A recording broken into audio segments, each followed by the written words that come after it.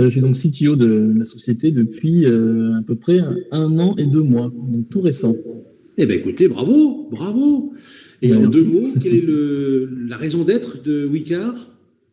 Eh bien, c'est de la location de voitures entre particuliers, Bon, tout alors simplement. là, on est vraiment dans l'air du temps, hein. Donc, location de voiture, mobilité optimisée. Donc, je vous laisse la parole pendant combien de temps? Je regarde, pendant 15 minutes de 15 minutes. Wicar. Ouais, c'est un bonheur Parfait. complet. À vous, On est large. Guillaume. Parfait, merci beaucoup. Donc, l'idée, c'est de discuter un petit peu observabilité aujourd'hui, notamment les décisions clés à prendre pour une expérience client optimale, parce que dans notre métier, c'est très important. Alors, on va passer très rapidement sur Wicar. Donc, c'est effectivement la location de véhicules entre particuliers. Euh, donc, avec une gamme de prix intéressante et aussi avec une gamme de véhicules assez large allant de l'utilitaire à la petite citadine. Donc, quelques chiffres très rapides pour montrer un petit peu l'expansion. Donc, depuis sa création en 2013 jusqu'en 2018, donc, on fait quand même un nombre de locations x9, à peu près 27 000 véhicules en ligne et un peu plus, environ 100 000 de voitures inscrites. Donc, il faut savoir que quand on parle de voitures inscrites, c'est souvent des personnes qui mettent un véhicule à disposition pendant 1 mois parce qu'ils n'en ont plus besoin, parce qu'ils ont deux véhicules, et ensuite ils le sortent de la plateforme. Donc, on n'a jamais constamment 100 000 véhicules de disponibles. Donc, généralement, on est plutôt implanté dans les grandes villes. Donc, on peut voir Paris, Nantes, Bordeaux et Toulouse. Ensuite, très rapidement, en termes d'évolution, donc on peut voir quand même que depuis 2013, on a fait une certaine évolution en termes de membres, hein, puisqu'en cumulé locataire plus propriétaire, on est quasiment à 2 millions de membres. Donc c'est quand même assez conséquent avec un score de NPS qui est quand même très correct pour une société qui existe depuis à peu près 6 ans. Donc Wika, créé du coup en 2012, vraiment plutôt en incubation, c'est-à-dire que une société mère qui s'appelait Ziloc à l'époque, qui faisait la location de biens entre particuliers, a décidé un jour que ça pouvait être intéressant de pouvoir louer la voiture du voisin pour partir en week-end lorsqu'il n'en a pas besoin. Donc c'est de là qu'est venue la genèse. Donc SNCF nous a rejoint comme actionnaire majoritaire en 2015. Donc ce qui veut dire qu'on était parti d'une version de l'application qui était propre à la société mère qui s'appelait Ziloc. Et donc pour cela, si on voulait du coup atteindre un petit peu nos objectifs et grossir et scaler, si on peut utiliser ce mot-là, donc on est parti sur un replatforming, c'est-à-dire sur une V2 finalement de l'infrastructure et mettre à jour un petit peu la stack technique qui commençait à être un petit peu vieillissante, bon, ce qui est normal lorsqu'on crée un prototype et qu'on fait fonctionner ce prototype-là et qu'on voit que la mayonnaise prend, et ensuite il faut qu'on avance sur une V2 pour scaler un peu plus. Donc là, on va parler un petit peu équipe technique, parce que je pense que c'est important de vous montrer un petit peu le nombre qu'on est et par rapport aux outils qu'on utilise. Donc là, je pense que par rapport aux personnes qui sont dans la salle, effectivement, 20 personnes, ce n'est pas beaucoup, mais même à partir de ce nombre-là, on a déjà besoin d'outils qui nous permettent d'avoir une vision 360 de l'ensemble de notre plateforme et de nos applicatifs. Donc avec une équipe CRE, une équipe aussi QA et des équipes de développement qui sont ici représentées. Donc 2 équipes, avec bien sûr du middle management pour orchestrer le tout et à peu près entre 5 et 6 personnes par équipe, techno mélangé, web, mobile iOS, Android et aussi data notamment. Donc en termes d'architecture, donc forcément architecture de 2019, donc 2018-2019, donc forcément on est sur une architecture assez connue maintenant, donc orienté donc microservices avec aussi une partie serverless. Donc on est hébergé dans le cloud chez nos amis Amazon, donc AWS. Une petite overview de l'architecture que l'on a pour montrer un petit peu la complexité qu'on peut avoir et d'où la nécessité d'avoir un outil qui nous permet d'avoir une vision vraiment correcte de l'ensemble des échanges entre les différents applicatifs.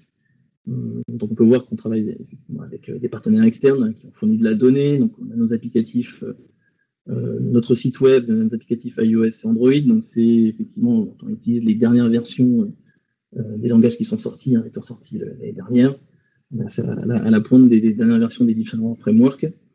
On utilise beaucoup de services managés par AWS parce que même si on existe depuis quelques années, voilà, pour l'instant, on n'est pas assez gros pour se dire qu'on ait besoin pardon, de travailler sur de l'hybride. Donc pour l'instant, on est full managé AWS et on utilise une bonne partie de leurs services managés. Voilà, on essaie de passer plus de temps sur l'orientation business pour l'instant et ensuite, en grossissant, on mettra un effort sûrement sur l'hybride. Donc derrière une architecture assez simple, c'est-à-dire qu'on a une gateway GraphQL, donc c'est un petit peu en termes de tendance d'architecture, il n'y a pas forcément grand-chose de nouveau. Hein. Pas mal de startups comme la nôtre qui utilisent ce type d'architecture-là.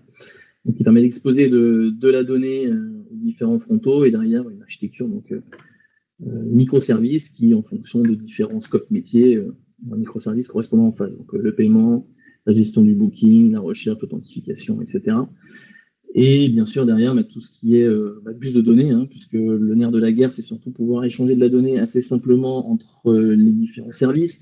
Ça peut être pour la partie de data, pour tout ce qui est modélisation et machine learning. Donc, chez nous, ce qui est important, c'est le matching offre-demande. Donc, c'est pouvoir proposer le meilleur véhicule à la personne qui vient faire une recherche chez nous, surtout quand elle a déjà loué, donc tout ce qui est recommandations notamment. Et donc, pour ça, on a besoin de faire transvaser de la donnée d'un système à l'autre. Et donc, on utilise, encore une fois, un service managé chez AWS pour nous permettre de faire ça. Donc, on a une petite partie aussi serverless qui nous permet de scaler certaines parties assez rapidement. Donc, ça peut être, par exemple, l'envoi massif de push, de mails ou bien de SMS, tout simplement, en utilisant des prestataires externes de PSP, prestataires d'emailing ou de SMSing, tout simplement. Alors, donc, on parlait tout à l'heure de l'architecture qu'on avait actuellement, qui est hébergée donc, chez Amazon. Donc, l'ensemble de notre stack est dockerisé. Donc, on utilise l'orchestrateur maison qui s'appelle ECS, l'orchestrateur de base qui est fourni par Amazon. Et là, on part sur une transition plutôt vers Kubernetes.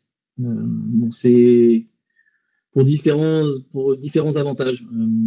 Principalement, c'est surtout pouvoir déployer des environnements à la volée et aussi nous permet d'avoir un peu plus de flexibilité pour tout ce qui est déploiement Canary notamment, donc pouvoir déployer une version sur un certain set de personnes, ensuite voir si cette fonctionnalité performe bien et ensuite la déployer sur l'ensemble de la plateforme. Donc c'est quand même plus aisé de le faire avec Kubernetes qu'avec ECS. Mais c'est un petit peu voulu justement, comme on sait que Kubernetes a maintenant gagné le combat des orchestrateurs. Donc Amazon a sorti une version du coup managée qui s'appelle EKS. Donc l'un des avantages, effectivement, c'est un cluster géré par Amazon, puisque pour ceux qui hébergent une architecture basée sur Kubernetes, je pense que vous savez que c'est assez complexe quand même à gérer soi-même. Voilà, il y a pas mal d'articles sur Internet qui en parlent, notamment de gros acteurs français en solution SaaS qui ont quelques articles là-dessus. Donc le mieux à notre taille, c'est de dire utilisons une solution managée, utilisons les services qui sont autour, comme les bases de données managées, le stockage dans le cloud comme S3, la partie CDN, notamment chez Amazon. Et ensuite, au fur et à mesure, on prendra une partie chez nous quand on estimera qu'on aura atteint les limites. Ce qui permet du coup de permettre aux DevOps de vraiment s'orienter sur l'aspect business, et c'est-à-dire que d'observer un peu plus ce qui se passe sur la plateforme. Donc c'est un peu le nerf de la guerre hein, dans notre métier, c'est qu'on fonctionne effectivement en agile et en Scrum, mais on doit pouvoir sortir un flot de fonctionnalités pour être au même niveau que notre concurrent et des fois un petit peu même le dépasser. Et donc on utilise en outil de supervision donc, qui s'appelle donc New Relic. Donc là, c'était un petit rappel sur nos défis. Donc, une personne qui a eu un problème avec l'application, et le but, c'est de pouvoir anticiper ces problèmes-là. Ou au moment où le problème arrive, de pouvoir réagir très vite pour qu'une personne après n'ait pas le même problème. Donc, c'est vrai que dans le passé, on avait quand même pas mal d'erreurs qui étaient remontées plutôt par les clients. Bon, on avait quelques outils qui permettaient de remonter quelques données, mais voilà, dès qu'on commence à avoir 1, 2, 3 outils, la donnée est un peu répartie un peu partout. Et il faut quand même pouvoir l'agréger pour pouvoir l'analyser un peu plus facilement. Donc là, c'est 3 outils principaux qu'on utilise actuels. Il y en a d'autres, mais là, on dépasserait allègrement les 15 minutes. Donc AWS New Relic et Ops Genie, donc qui est un système qui permet de faire de l'alerting tout simplement et de gérer aussi nos astreintes. Donc là, j'ai quelques écrans très succincts pour vous montrer un petit peu le fonctionnement. Donc on définit des alertes donc, dans New Relic. Donc là, on définit le nombre d'erreurs et le temps de réponse associé. Ensuite, on va définir un dashboard dans New Relic qui va permettre d'agréger en fait des données. Donc là, c'est des données d'infrastructure qui sont disponibles dans AWS. Donc on rapatrie du coup dans l'interface.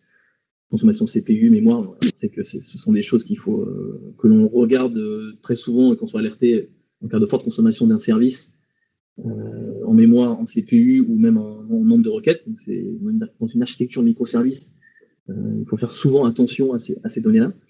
On a aussi tout ce qui est dashboarding mobile, par exemple, qui nous permet de savoir l'adoption des nouvelles versions que l'on déploie, le nombre d'utilisateurs connectés dessus, le nombre de devices qui possèdent la nouvelle version, etc. Donc voilà, on peut voir quand même que dans cette interface-là, on peut remonter aussi de la donnée un peu plus métier et pas que seulement infrastructure.